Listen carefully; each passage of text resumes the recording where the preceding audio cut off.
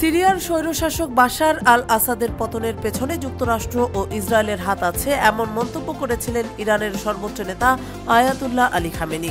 এবার মার্কিন দৈনিক ওয়াশিংটন পোস্ট সিরিয়ার বিরোধী ও সন্ত্রাসী গ্রুপের সঙ্গে ইউক্রেনের ঘনিষ্ঠ সম্পর্কের কথা ফাঁস করল। মার্কিন দৈনিক ওয়াশিংটন পোস্ট তাদের এক প্রতিবেদনে জানিয়েছে, সিরিয়ার সন্ত্রাসী ও বিদ্রোহীরা সিরিয়ায় তাদের সাম্প্রতিক অভিযানের জন্য ইউক্রেনের কাছ থেকে ড্রোন এবং অন্যান্য সাহায্য সমর্থন পেয়েছে। ইউক্রেনের সামরিক তৎপরতার সাথে পরিচিত একটি সূত্রের বরাত দিয়ে মার্কিন দৈনিক ওয়াশিংটন পোস্ট লিখেছে, এই দেশের গোয়েন্দা সংস্থা উত্তর সিরিয়ার ইদলিব শহরে হায়াত তাহরির আশাম সন্ত্রাসী গোষ্ঠীকে সাহায্য করার জন্য প্রায় 4 থেকে 5 সপ্তাহ আগে ড্রোন চালানোর অভিজ্ঞতা সম্পন্ন 20 জন অপারেটর এবং ক্যামেরা সহ প্রায় 150টি ড্রোন পাঠিয়েছে। পশ্চিমা গোয়েন্দা সূত্রগুলো এও জানিয়েছে, কিয়েভের সহায়তা দামেস্কে সন্ত্রাসীদের আধিপত্য বিস্তারে গুরুত্বপূর্ণ ভূমিকা পালন করেছে।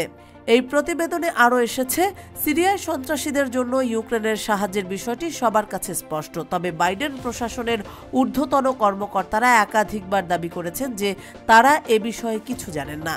কিয়েভের উদ্দেশ্য পরিষ্কার, আর তা হলো তারা ইউক্রেনের ভূখণ্ডে রুশ আক্রমণ প্রতিহত করার জন্য ইউক্রেনের গোয়েন্দা সংস্থা এমন এক ফ্রন্ট খুঁজছিল যেখানে রাশিয়াকে তারা আঘাত করতে পারে এবং তার মিত্রদের দুর্বল করতে পারে।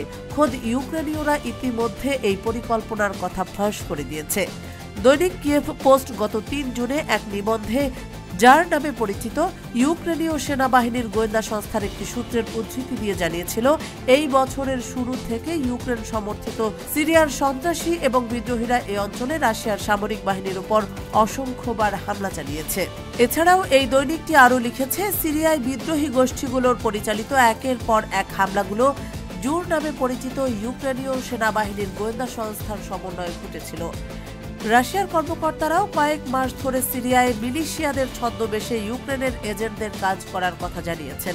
সিরিয়া বিষয়ক রাশিয়ার বিশেষ দূত আলেকজান্ডার লাভরেন্টিয়েভ নভেম্বর মাসে তাস নিউজ এজেন্সিকে বলেছিলেন, আমাদের কাছে তথ্য আছে যে ইউক্রেনীয় গোয়েন্দা সংস্থার বিশেষজ্ঞরা সিরিয়ার ইদলিবে অবস্থান করছে।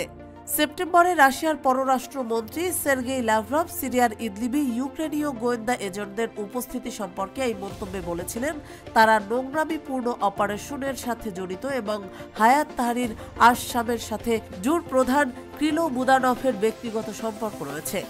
সন্ত্রাসীরা এবং সশস্ত্র বিরোধীরা সিরিয়া দখল করার আগে রাশিয়ান কর্মকর্তারা বলেছিলেন যে এই গ্রুপগুলোর সাথে যোগাযোগের মাধ্যমে ইউক্রেন মস্কোর বিরুদ্ধে যুদ্ধে সন্ত্রাসীদের লেলিয়ে দেওয়ার চিন্তায় রয়েছে। রিডেল ওয়েবসাইট সেপ্টেম্বরে এক প্রতিবেদনে জানিয়েছে, একটি চুক্তিতে সেনা সদস্য দেওয়ার বিনিময়ে হায়াত তাহরির আশামকে 75টি ড্রোন সরবরাহের প্রস্তাব দেওয়া হয়েছে। সিরিয়ায় আসাদ সরকারের পতনে মূলত মার্কিন শক্তি ও তার মিত্রদেরই লাভের পাল্লা এখন পর্যন্ত ভারী দেখা যাচ্ছে। অপরদিকে পশ্চিমা শক্তি বিরোধী রাশিয়া, ইরান, লেবাননের হিজবুল্লাহ সহ ফিলিস্তিনের মুক্তিকামী সংগঠনগুলো বিপাকে পড়েছে বলে মনে করছেন বিশেষজ্ঞরা।